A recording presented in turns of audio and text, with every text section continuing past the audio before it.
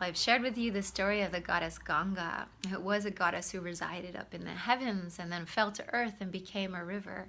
Well, this is a story about a goddess who went the other way, who started as a river and then became a beautiful goddess in form and female form.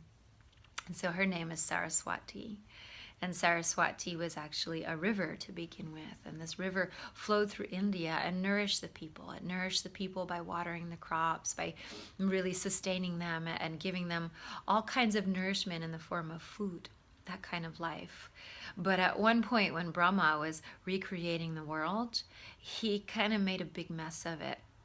He created the world, he created sound, he created words, he created all of these things, but everything was in total chaos. Right? There were sounds, but there wasn't melody. The sounds were all discordant. And there were words, but nothing was fitting together. And the words were just all over the place. And so Brahma needed some help.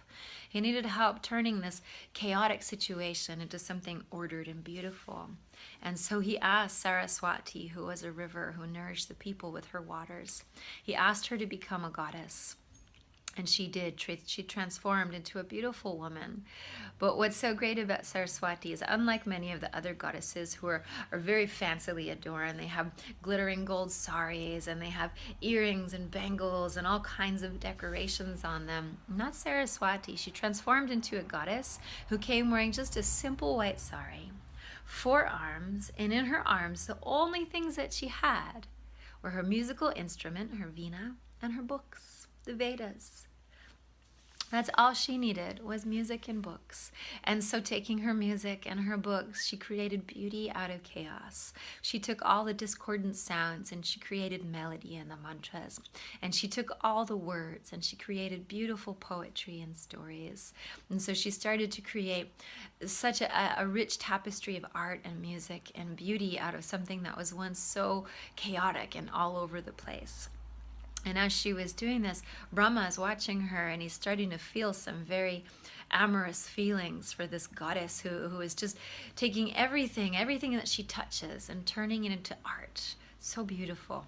And he's watching her and he's starting to have this lusty feeling for her. And so she doesn't like it. And she decides to transform herself. She turns into a bull and she begins to run away from him.